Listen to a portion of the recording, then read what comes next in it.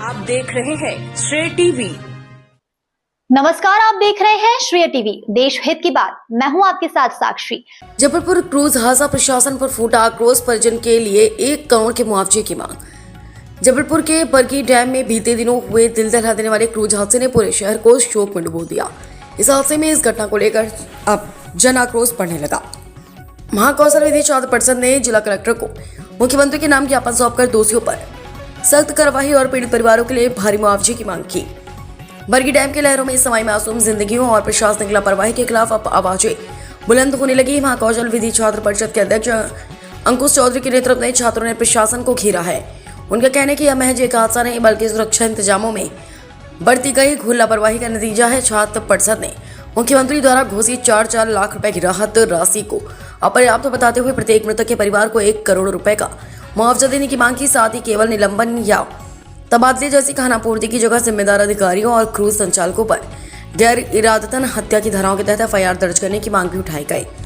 अंकुश चौधरी, अध्यक्ष महाकौशल विधि छात्र संघ जबलपुर, मोहित प्यासी, उपाध्यक्ष महाकौशल विधि छात्र संघ जबलपुर, स्मृति खंडेलवाल, SDM ने क्या कहा, सुनते हैं।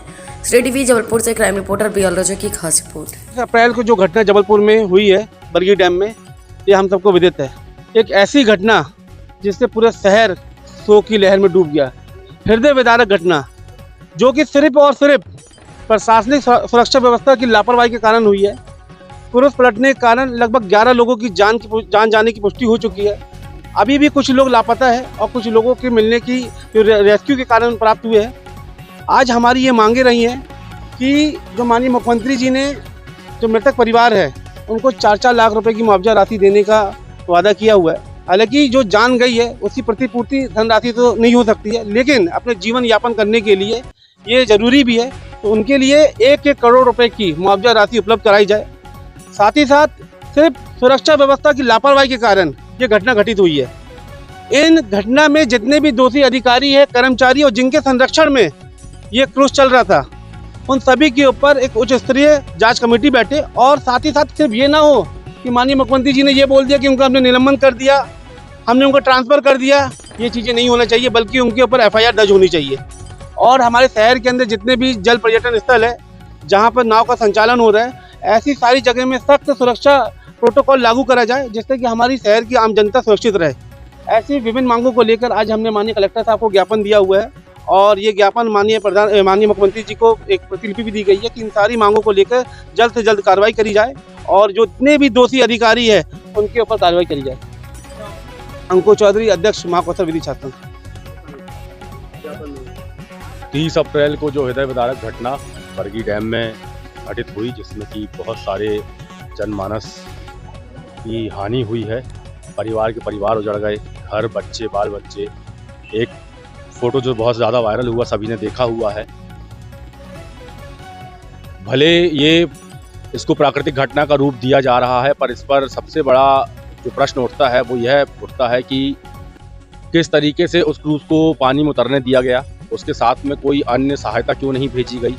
इतना समय जब इतनी दूर से देखा जा रहा था, वीडियो बन रहे, सब कुछ हो रहा था, तो तुरंत सहायता क्यों नहीं उपलब्ध कराई गई।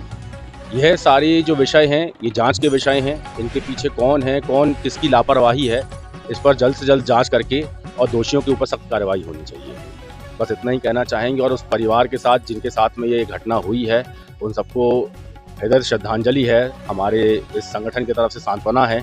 और जो उनके हित में करते बन सकेगा, संगठन उनके लिए 24 घंटे उपस्थित है। वे कभी भी हमसे संपर्क करें, हम उनसे जो भी उचित सहायता होगी हम करेंगे। धन्यवाद। एडवोकेट मोहित प्यासी, वरिष्ठ उपाध्यक्ष महाकौशल विधि छात्र संघ। क्रूज के पलटने से आज 11 लोगों की जान की मृत्यु हुई है, कुछ की जान चली गई है, काफ़ी लोग अभी भी लापता है और कुछ लोगों को बचाए भी गए। इतनी बड़ी घटना जो हृदय विदारक घटना है, पूरे जबलपुर शहर को शोक की लहर में डुबा दिया। इस घटना के पीछे का कारण क्या है ये आज हम सब जानते हैं। प्रशासनिक व्यवस्था जो लापरवाही करी गई है, उस लापरवाही के कारण आज लोगों की जान चली गई है। किसी की माँ चली गई, किसी की बहन चली गई, किसी का बेटा चला गया, किसी का पिता चला गया, किसी का तो पूरा संसार ही चला गया। मैडम, ये लापरवाही कोई छोटी मोटी लापरवाही नहीं थी, घोर लापरवाही थी और सिर्फ सुरक्षा व्यवस्था की लापरवाही के कारण लोगों की जान गई, जो कि निर्दोष थे। एक अच्छे माहौल में, एक अच्छे वातावरण में वो घूमने गए थे, लेकिन उनको पता नहीं था कि उनके वापस उनकी रात नहीं होगी, दोबारा सुबह नहीं होगी। ये कारण सिर्फ और सिर्फ प्रशासनिक सुरक्षा व्यवस्था के कारण हुआ है। आज हमारी ये मांगे हैं राशि से इस जो घटना हुई है उसकी प्रतिपूर्ति तो नहीं होगी, लेकिन हाँ ये था कि उनके भविष्य के लिए काम आए, उसके लिए 4 लाख नहीं कम से कम 1 करोड़ रुपए की मुआवजा राशि होना चाहिए। और शहर के अंदर जितने भी जल पर्यटन स्थल हैं जहाँ पे नाव संचालित हो रही है वहाँ पे एक सख्त सुरक्षा प्रोटोकॉल लागू किया जाए। और दूसरी चीज़ ये जो सबसे बड़ा कारण है कि सुरक्षा व्यवस्था के कारण जो जानी गई है उनमें जो भी इसके संबंध में ज्ञापन दिया, खासतौर पर मुआवजा राशि और बाकी की फिटनेस चेकिंग को लेकर इन्होंने अपनी मांगे रखी है।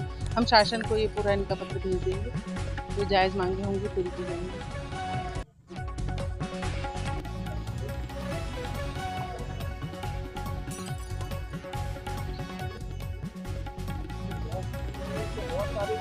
ज्ञापन माननीय कलेक्टर साहब को दे रहा है और इसकी प्रतिलिपि माननीय मुख्यमंत्री नीतीश कुमार को दे रहा है। आज जबलपुर